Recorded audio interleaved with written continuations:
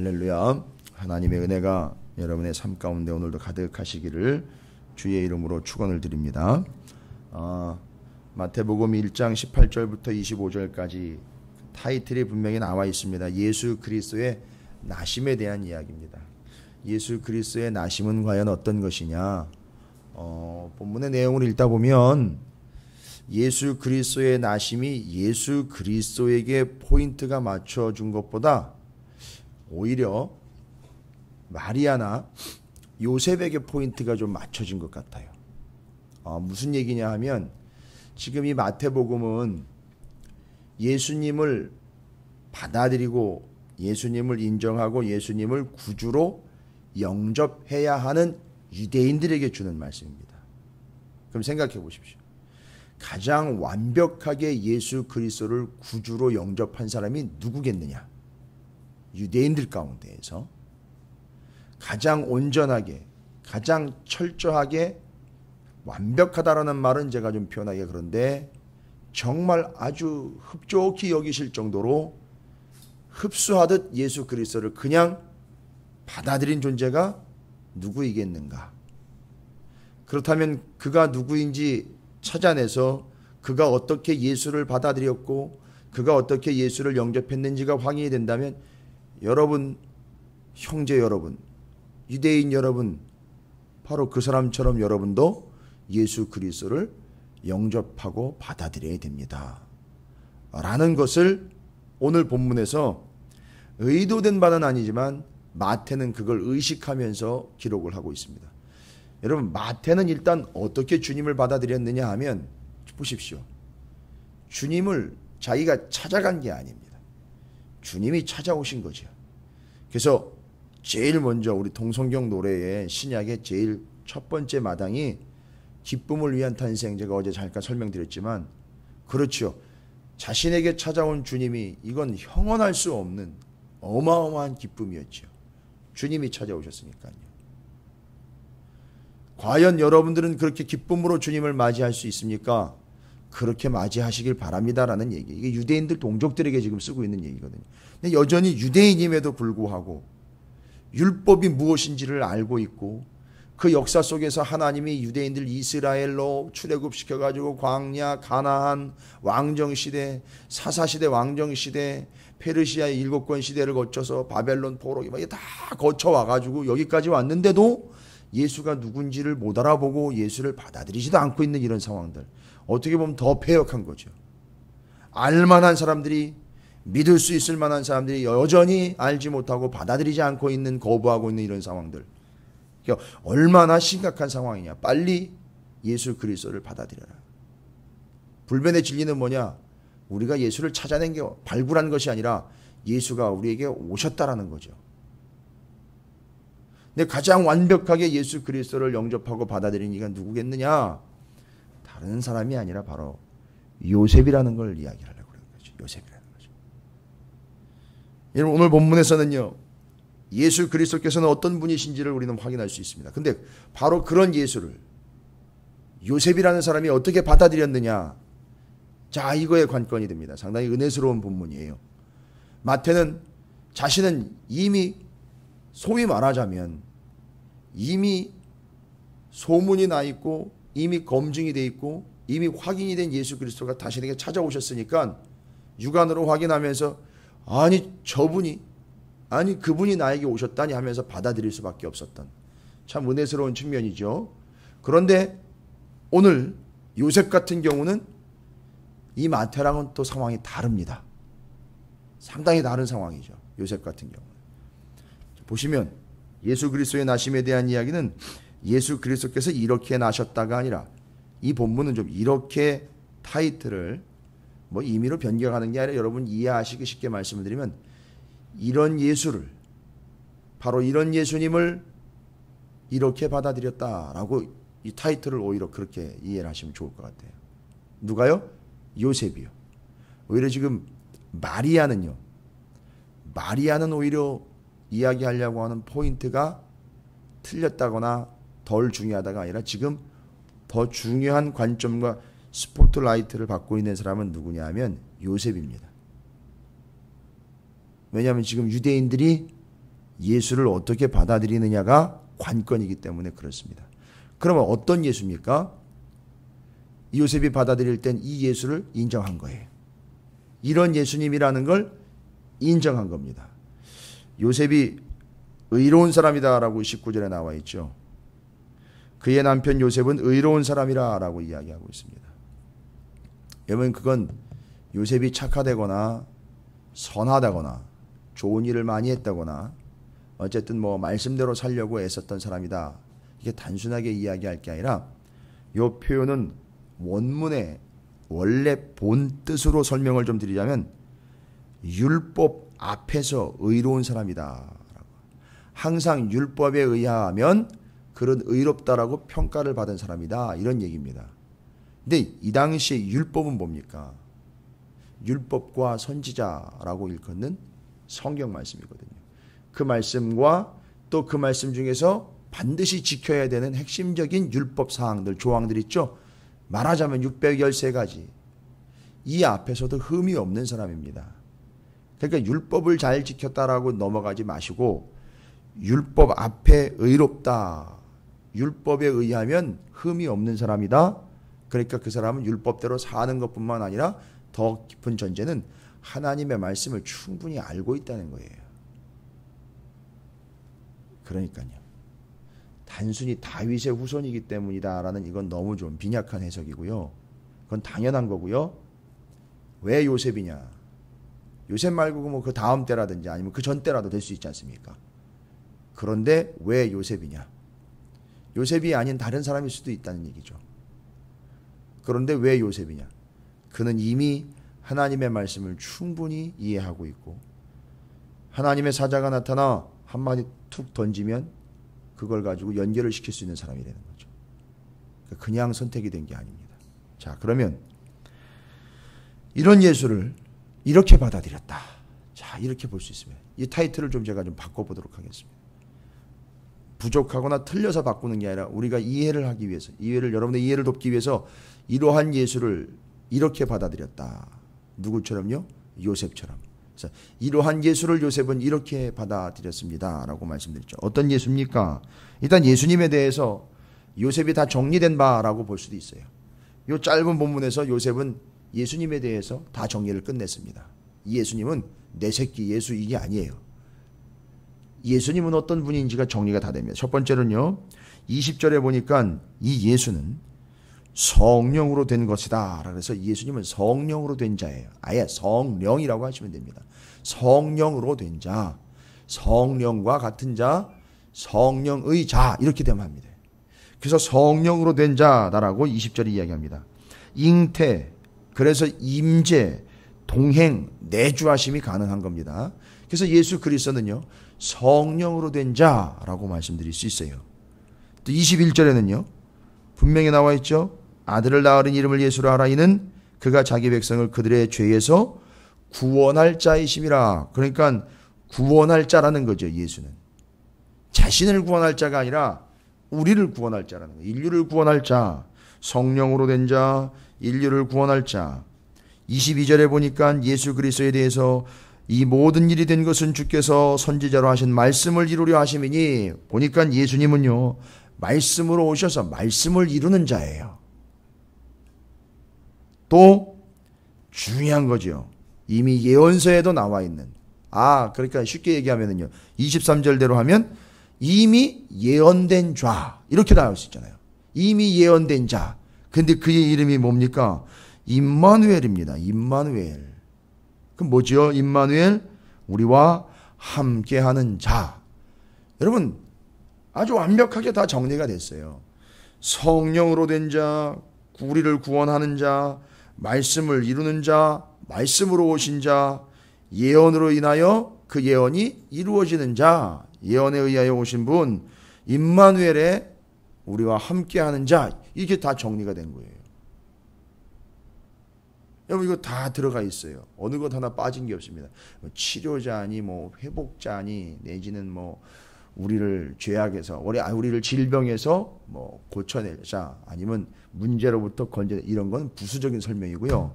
명확하게 지금 이야기하는 게 말씀에 기록된 대로 말씀으로 오시고 성령으로 되시고 구원하는 구원자이시고 말씀을 이루는 자요 임마누엘의 자다. 이렇게 다 정리가 된 거예요. 여러분 이걸 누가 받아들였느냐 하면 요곡 그대로 요셉이 받아들인 거예요. 처음에는 이게 정리가 안 됐어요. 그런데 19절에 그의 남편 요셉은 의로운 사람이라 그를 드러내지 아니하고 가만히 끊고자 하여, 지금 잉태된 게 확인이 됐거든요. 근데 마리아는 처녀다라고 표현을 합니다. 젊은 여자예요. 처녀인데 그가 잉태된 걸 알고는 이 어마어마한 사건이 터진 거거든요. 근데 지금 여기 약혼이다라는 말은 우리나라의 약혼이라는 것과는 비교가 안 되는 더 강력한 상황입니다. 이미 이건 결혼한 상태, 그래서 이걸 정혼한 상태라고 이야기를 하고요. 결혼식 하기 전에 한 1년 동안의 기간을 이 정혼 기간으로 가집니다. 일반적으로 유대인들이요. 근데 이 정혼 기간은 결혼한 거나 마찬가지예요. 법적으로 부부입니다. 그러나 동거하지는 않는다라는 게 이 시기의 특징입니다.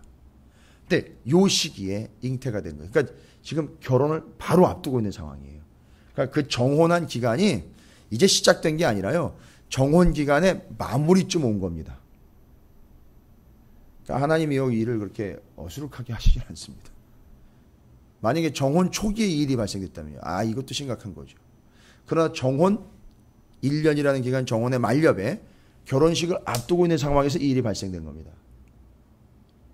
근데 요셉은 마리아를 사랑하기도 했던 것 같고요.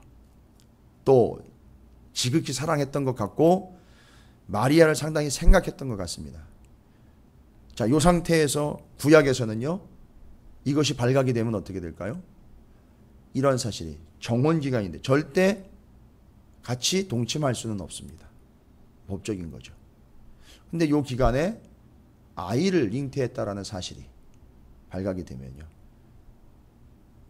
그것도 자기는 철저하게 그 법을 지키고 있었는데 자신의 아내가 잉태를 했다 그러니 이거 황당한 거죠. 자, 이럴 경우에는 율법에 의하면 돌에 맞아 죽게 되어 있습니다. 근데 이제 신약으로 넘어오면서는 이혼을 권유합니다. 이혼을 하게 되어 있어요. 이 정혼 기간에 부부가 갈라질 수밖에 없는 두 가지 사유가 있거든요. 배우자 중에 하나가 죽거나 배우자 중에 하나가 바람을 피우면요. 다른 여자나 다른 남자랑 관계를 갖게 되면 그건 이혼 사유가 됩니다. 갈라질 수 있어요. 그런데 지금 이 상황은 어떤 거냐? 죽음이 아니니 이거 그렇게 되면 그냥 정황상으로 보면 다른 남자랑 이렇게 돼버릴 수 있죠. 근데 요셉은 마리아를 믿었던 것 같아요. 그럴 리가 없는데, 그럴 수도 없는데 자기도 이해 안 되는 일이 발생이 된 거죠. 그래서 요셉은 어떤 조치를 취합니까? 가만히 끊고자, 이걸 이슈를 만들어 가지고 띄워내서 이 여자 또 태어날 아기를 완전히 매장시키는 것이 아니라 조용히 자기가 정리를 해버리면 여자도 구하고 아이도 구할 수 있게 되니까 그렇게 하려고 그랬어요. 그래서 여기는 안 나와 있지만 두 증인만 데려다 놓고 이런 문제가 있으니까 우리 이혼하겠습니다. 딱 해버리면 끝나는 거거든요. 아마 그런 조치를 취하려고 했던 것 같습니다. 그런데 그 상황에 주의 사자가 나타납니다. 요 일을 생각할 때라고 나와 있죠. 20절에. 이거 이렇게 해서 정리를 조용히 해야 되겠다라고 생각할 때 그때 주의 사자가 현몽하여 이르되, 중요합니다. 이 다윗의 자손 요셉아라고 부릅니다. 아니 왜 다윗을 거론을 했을까요? 왜 다윗을 거론했을까요? 물론 요셉의 가문은 다윗의 가문입니다. 가문이 그렇습니다. 근데 다윗의 조상은 또 있잖아요. 그 위로 올라가면 유다 지파요. 그 위로 올라가면 아브라함이고 다 있을 텐데요. 왜 특별히 다윗을 이야기했을까요? 왜냐하면 이건 구약에 예언된 내용이기 때문에 그렇습니다. 다윗의 후손, 다윗의 자손. 왜요?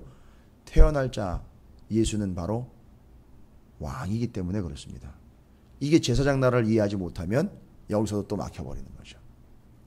왜 다윗을 언급하느냐? 단순히 왕이기 때문에? 아니요. 히스기야 왕도 있어요. 요시야 왕도 있습니다. 참 훌륭한 왕들이죠. 근데 왜 그들을 언급하지 않고, 심지어 솔로몬도 언급하지 않고 왜 다윗을 언급하냐? 제사장 나라의 완벽한 샘플이요 모범이었던 다윗, 그의 후손으로 올 제사장 나라를 완성하는 하나님 나라의 유일한 왕 예수 그리스도. 뭔 얘기입니까? 다윗의 자손 요셉아, 이걸 거론하는 것은 말씀으로 오신다, 말씀대로 오신다라는 걸 찔러주는 겁니다. 그래서 요셉이 무감각하거나 무디어서 뭔 소리 하는 거야가 아니라 다윗의 자손 요셉아라고 부르는 순간 다윗과 이 가문의 역사 분명히, 그리고 요셉이 뭘 알고 있을까요? 다윗의 후손으로서 우리 가문에서 메시아가 오실 거라는 걸 알고 있는 거예요. 이건 어마어마한 충격이에요. 근데 그게 자기 대에 나타나는 거예요. 자기 바로 후대에 그 일이 나타나는 거예요. 이게 기가 막힌 거예요. 그러니까 이 요셉은 이 나타난 일은, 지금 마리아가 잉태하게 된 이 사실은 저주나 이해 안 되는 일이 아니라 어마어마한 일이 나타난 거예요. 그건 이 막 감당이 안 될 정도의 일이 나타난 거죠. 그래서 보십시오. 뒤에는 이제 예수님이 태어나실 거라는 걸 전제하고 내 아내 마리아 데려오기를 무서워하지 말라라는 거예요.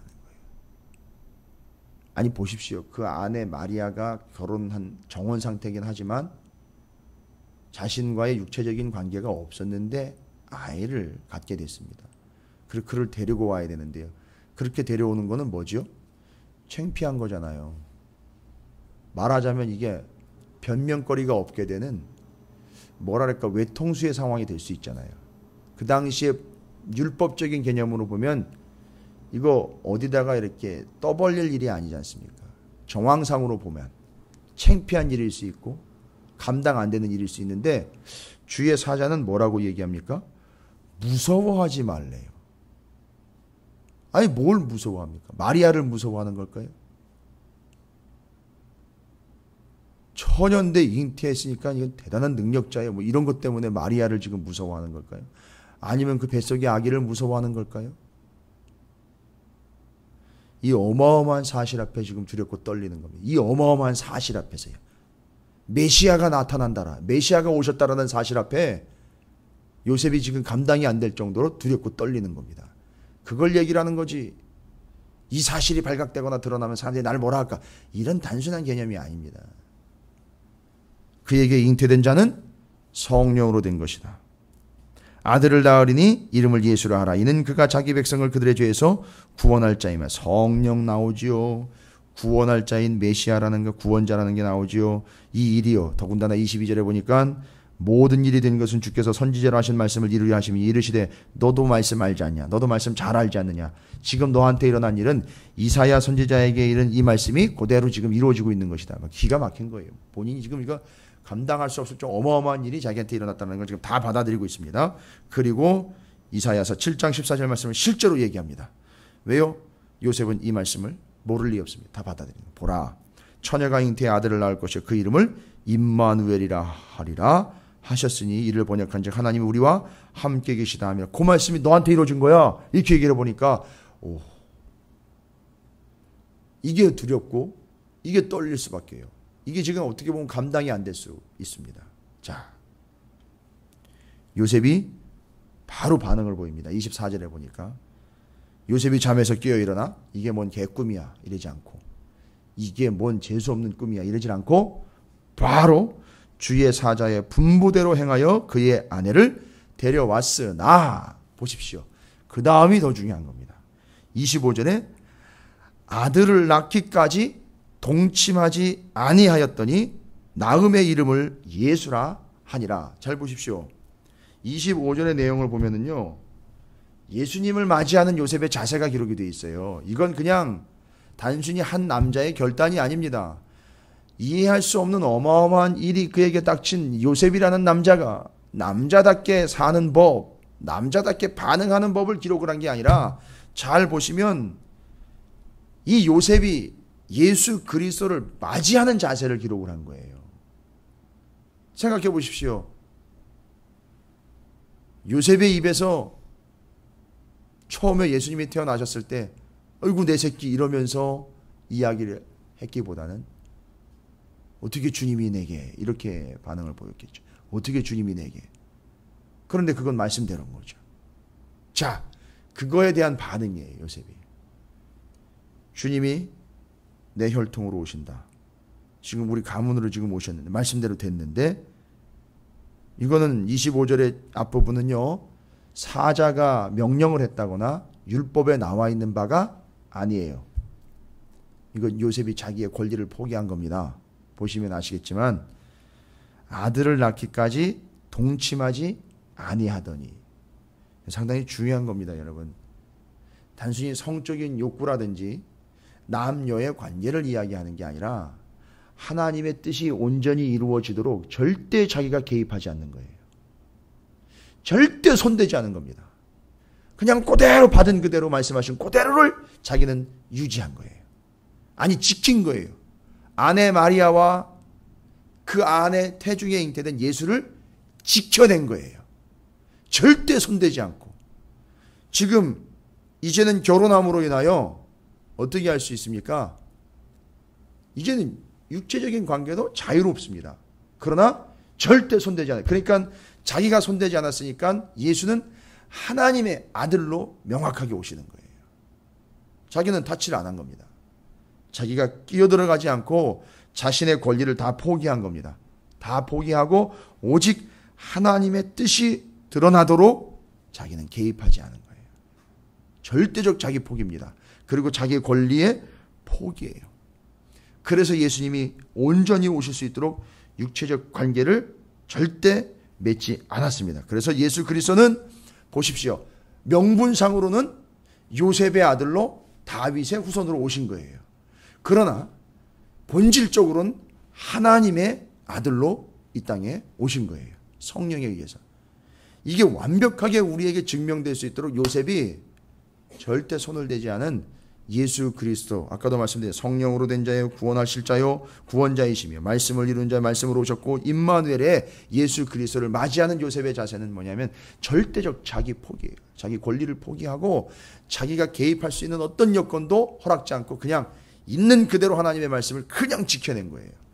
그래서 이 요셉이 어떤 인물이었느냐, 아까 의로운 사람이다라고 이야기 드린 것처럼 그는 율법 앞에서 의로운 자다라는 게 이 말의 정확한 뜻입니다. 율법 앞에서 의로운, 그러니까 말씀 앞에서 온전한 자다라는 얘기입니다. 그러니까 지금 요셉은 자기의 아들로서가 아니라 하나님의 아들로서 내게 오신 예수 그리스도께서 말씀이 이루어지는 통로이기 때문에 말씀을 그대로 이루기 위해서 자기가 뭘 할 게 있는 게 아닌 거예요. 그냥 받아들이고 그걸 지켜내면 되는 겁니다.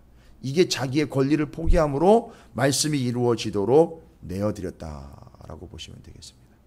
이게 요셉의 위치입니다. 우리가 어떻게 예수님을 맞이하며 우리는 예수 그리스도를 어떻게 모셔야 되느냐? 요셉처럼입니다. 요셉처럼. 자기의 권리를 다 포기하고 무엇만 드러나도록 하느냐? 하나님의 말씀과 뜻만 드러나도록 자기는 절대 손대지 않는 거예요.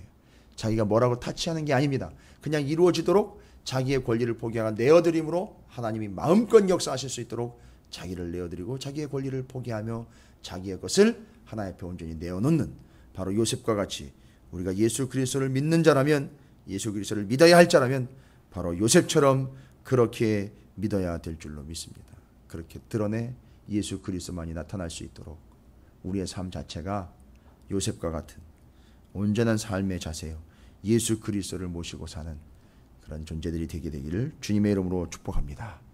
요셉이 우리에게 오늘 명확하게 일러준 그 삶의 모습과 말씀 앞에, 주님 앞에, 하나님 앞에 선 그의 신앙적이며 영적인 모습이 여러분의 모습이 되시기를 주님의 이름으로 다시 한번 축복합니다.